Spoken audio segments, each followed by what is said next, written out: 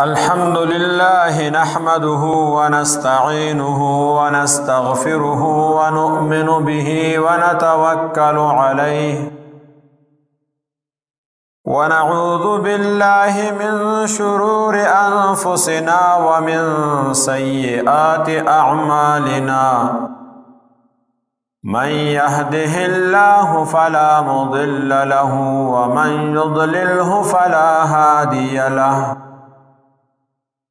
ونشهد أن لا إله إلا الله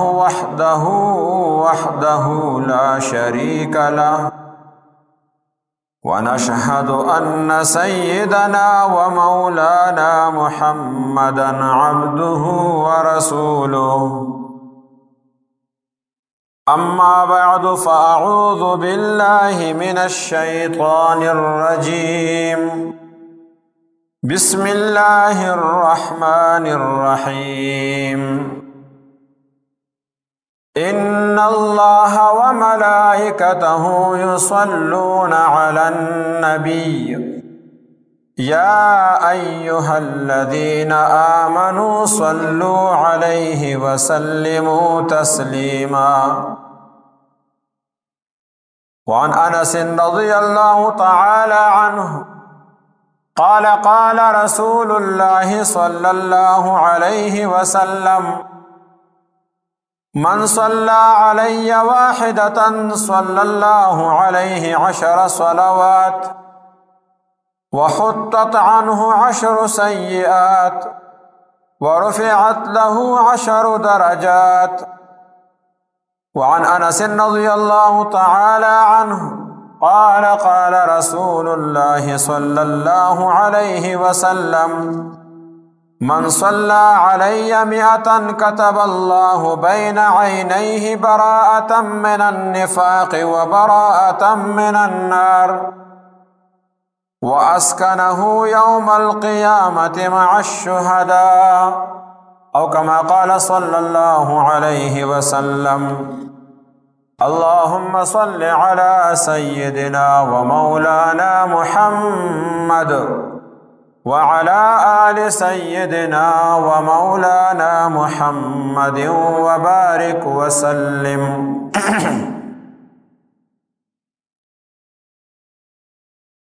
زما عزت مندو ستاسو مخکې ما د قرآن پاک د 22 سپارې د سورة الاحزاب یو آیت اولستو.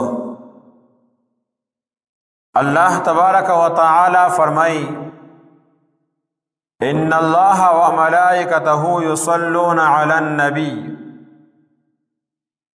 چې بشک الله تبارک و تعالی او دغه فرشتي په نبی علیه الصلاۃ والسلام باندې درود لیږي. یا ایها الذین آمنوا صلوا علیه وسلموا تسلیما، اے ایمان والو تاسو په هغه باندې هم درود لګئ او سلام لګئ. الله تبارک و تعالی چې موږ باندې کوم احسان کړی دی د نبی علیه الصلاۃ والسلام پر علیګلو سره او نبی کریم صلی الله علیه وسلم چې د امت باندې کم احسانات دي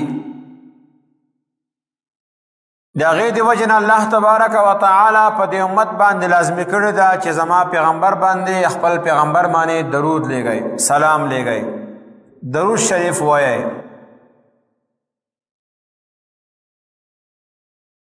د درود شریف فضائلو کې غټ فضیلت دغه کافی دی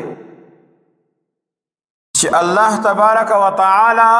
او دغه فرشتي نبی علیه الصلاۃ والسلام باندې درود لګي.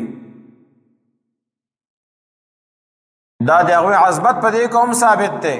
او په دې کې د درود شریف فضایل هم ثابت شلو چې کم کار الله تبارک و تعالی کوي، کم کار فرشتو ته حواله کړی دی، هم دغه کار مونږ ته حکم کړی دی چې تاسو هم زما پیغمبر باندې خپل محبوب باندې درود شریف لګئ.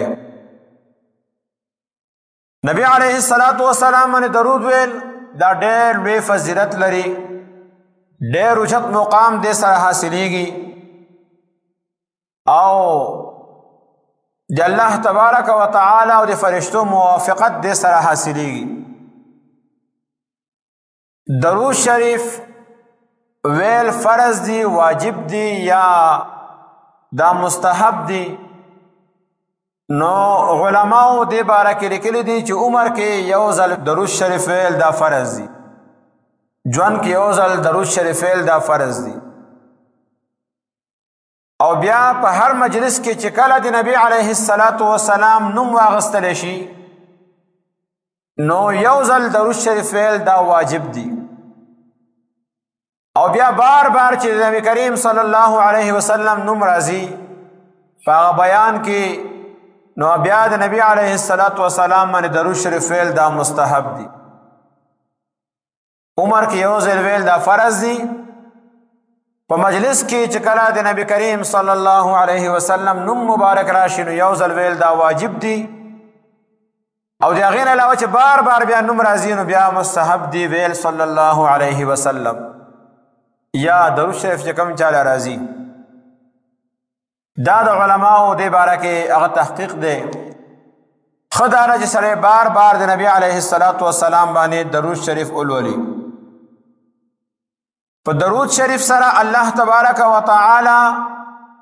په محبوب باندې سړی کله درود شریف وی اللهم صل علی سیدنا و مولانا محمد وعلى آل سيدنا ومولانا محمد وبارك وسلم یا کم درود شریف چاله راځي نو دې سره الله تبارک و تعالی دنیوي برکتونه د انسان ته هم نصیب کوي، دې سره دته اخروي برکتونه هم نصیب کیږي، دته ظاهري برکات هم نصیب کیږي او دته باطنی برکات هم نصیب کیږي، دته مالی برکات هم نصیب کیږي او دته بدنی برکات هم نصیب کیږي. او در ټولو باره کې حدیثونو کې راغلي دي که هغه دنیوي برکتونه دي د هغې باره کې هم حدیث موجود دی، که اخروي برکتونه دي هغې کې هم نبي علیه السلام حدیث موجود دي، او که ظاهري برکتونه دي نو هغې باره کې هم حدیثونه شته، باطني برکتونه دي نو هغې باره کې هم حدیثونه شته، مالی برکات دی پای که هم انسان ته چې کوم دی نبی کریم صلی الله علیه وسلم حدیث دی چې دې باره کې تا ته به دا فضایل ملاویږي. او دې سره سره بدني ستا بدن ته به هم په دې سره راحت ملاویږي، سکون ملاویږي، د دې باره کې هم برکتونه به ملاویږي، حدیثونه شته. نبی کریم صلی الله علیه وسلم فرمایي از ابو هریره رضی الله تعالی عنہ روایت ته من صلی علی واحدة صلی الله علیه عشرا چا چې ما من یو ځل درود شریف ووی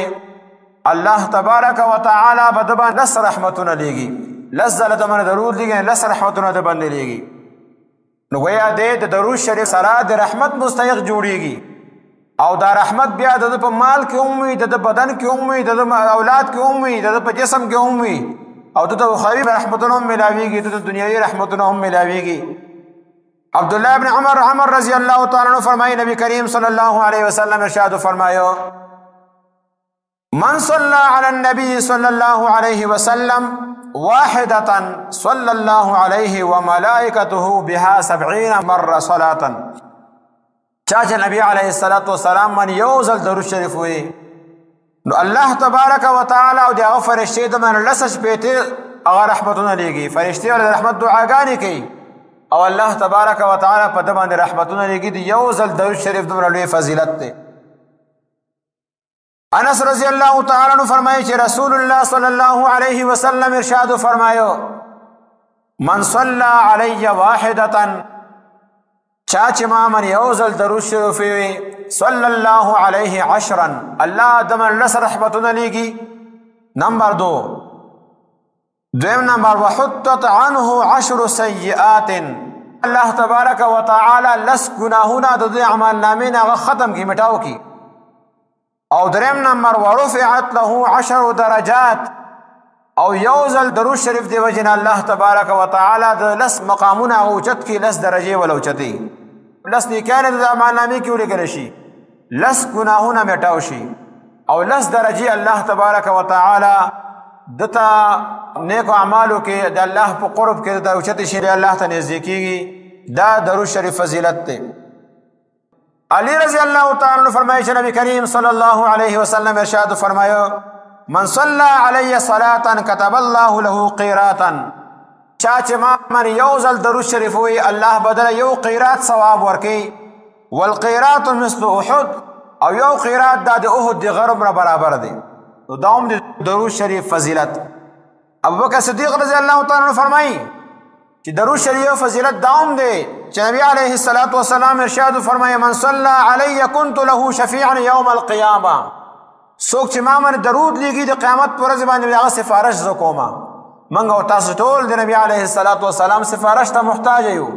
د قیامت پر ورځ باندې که سړی ځان دا غواړي چې زما پیغمبر زما سفارش وکي او زه د الله مخکې سر خروشم او د الله مخکې د جهنم نه بچ شم نو نبی کریم صلی الله علیه وسلم باندې درود دیږي الله تبارک وتعالى په درود دی وجنه د لا د قیامت پر ورځ باندې نبی علیه الصلاۃ والسلام به سفارشي ګرځي ایو حدیث کې سوچ ما من درود شریف وجب الشفاعه له د لپاره زما سفارش هغه لازمي شو د وزب خامخ سفارش کوم جابر رضی الله تعالی عنہ فرمایي چې نبی علیه الصلاۃ والسلام ارشاد فرمایي من صلى علی فی کل یوم 100 مره چا چې ما من سلسله درود شریف وي دا مختلف فضایل سره یو دادی قضى الله له 100 حاجه الله په د سل حاجتونه پوره کی په دې سلو کې 70 منها لاخرته و30 منها لدنياه لسش پیته د دو حاجتونه د آخرت به الله پوره کی او 30 حاجتونه دنیا کې به الله تبارک وتعالى در پوره کی ځکه دنیا مختصر ژوند دی ارزي غونه کار دی الله 30 حاجتونه دنیا ته پرېښودلو او هغه 50,000 سال ابد الاباد چې کوم ژوند دی 50,000 کال چې کوم دی غرض ده هغه ته تا د 70 حاجتونه پرېښودلو الله تبارک وتعالى به هلته کې حاجتونه پوره کوي هغه نور فضیلتونه سره ملاويږي یو فضیلت پکې دا شو ابو هريره رضی الله تعالی عنہ فرمایي نبی علیه الصلاۃ والسلام ارشاد فرمایو من صلى علی فی کتاب سره چې کتاب لیکي خط لیکي کاغذ باندې شیشه لیکي او هغه کې د نبی کریم صلی الله علیه وسلم نوم راشي او د سخاوت په دغه ټیم کې هغه پوره درود شریف سره لیکي صلی الله علیه وسلم لیکي نو لم تزل الملائکه یستغفرون له ما دام اسمی فی ذلک الكتاب سو پورې چې د خط کې د کتاب کې نبی علیه الصلاۃ والسلام فرمایي زما دا نوم موجود وي فرشتي مستقل طور باندې لپاره د هغې د وجه نه استغفار کوي فرشتي به د مغفرت دعاګانې غواړي نو ګویا درود شریف سره فرشتي د انسان لپاره د مغفرت دعاګانې هم غواړي عبد الله بن عمر رضی الله تعالی عنہ فرمایي چې رسول الله صلی الله علیه وسلم ارشاد فرمایو زینوا مجالسکم بالصلاة علی فإن صلاتکم علی نور لکم یوم القیامه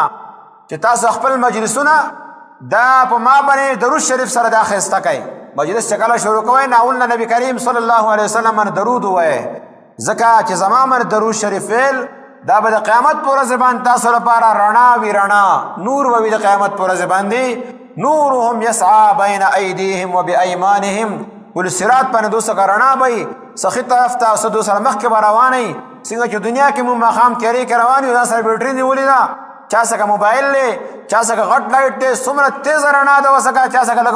مختصر غوندې رڼا لکه رڼا وسکوي دغه شان ته په هغه ورځې باندې رڼا ضرورت دی او هغه رڼا په درود شریف کې ده نبي علیه الصلاۃ والسلام فرمایي که تاسو ځانله پورې صراط باندې هغه رڼا غوښتل غواړئ نو ما باندې درود شریف وایئ او دې سره سره درود شریف یو فضیلت دا دی چې دې سره دعاګانې قبلېږي نبی کریم صلی الله علیه وسلم فرمایي الدعاء كله محجوب هر دعا دای سره شوی برا حتى يكون اوله ثناء على الله عز وجل وصلاة على النبي صلى الله عليه وسلم ثم يدعو فيستجاب لدعائه تر دې پورې چې یو کس کله اول الله تبارک وتعالى ثنا بیان کی درود شریف الحمدلله رب العالمین وی دعا کی او د هغې نه وروسته بیا نبی کریم صلی الله علیه وسلم باندې درود ووي بیا چې کومه دعا دی غواړي هغه دعا الله ته رسي هغه الله تبارک وتعالی قبلي نو که سړی دا غواړي چې زما دعا قبول شي نو دوی سلام وګرځي فورا دی چې الله ما وبخښې زما مور پلار نه اول نه دی الله تبارک وتعالی ثنا بیان کی بیا د نبی کریم صلی الله علیه وسلم باندې درود ووي بیا د ځان لپاره دعاګانې غواړي هغه دعاګانې الله تبارک وتعالی قبلي او نبی کریم صلی الله علیه وسلم فرمایي د سړی شم کېدو لپاره دغه خبره کافي ده چې د مخکې زما تذکره وشي زما نوم هغسې کېږي د امام درود نه لیږي دا شوم دی او تاسو باوریدي بار بار په فضایل اعمال کې نبی کریم صلی الله علیه وسلم یو ځل هغه منبر ته وختو 3 پوړو باندې چې کله قدمونه خدل هره پوړې باندې جدا جدا امین ویلو نو هغه کې جبرئیل علیه السلام خیره کړی و او نبی کریم صلی الله علیه وسلم پاغو کې امین ویلو پاغه خیرو کې یو خیر دادا چې الله دې هلاک کی هغه کس جبرئیل امین ویلو چې الله دې هلاک کی هغه کس چې دغه مخکستا تذکره وشي هغه تامن درود شریف نووي نبی کریم صلی الله علیه وسلم امین ویلو وګیا چې کوم سړی درود شریف نووي د شوم مله او د لپاره خیروم شوی دا او که درود شریف وینو الله تبارک وتعالى ولا اوچت مدوي ورکی او نبی کریم صلی الله علیه وسلم فرمای حج الفرائض تاسو فرائض او احکام پورا کوي ځکه چې الله تبارک وتعالى په لارې کې د شرو غزونه چې کوم دا پورا کول دا زیات ثواب لري وان الصلاه علی تعدل ذا كله او ټول فرایض چې پورا کوي دغه مقابله کې درود شریف چې الله تبارک وتعالى عمر ثواب تعالی راکړي دومره شد مرتبه ده او نبی علیه الصلاة والسلام فرمای اکثروا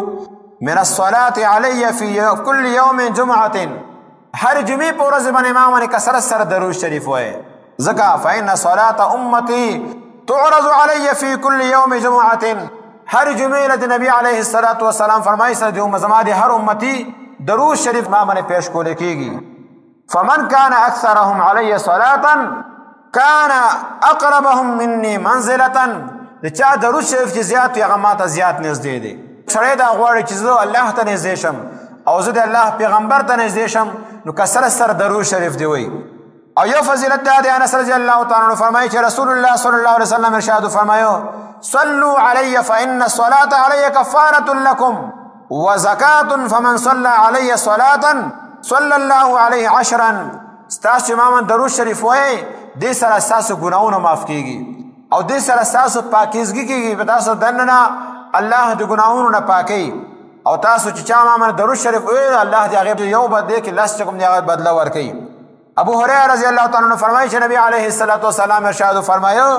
صلوا علی فإن الصلاة علی زکاة لكم ما من درود لګي ځکه درود شریف سره تاسو لپاره پاکیزګي ده دې سره الله تبارک وتعالى تاسو پاکي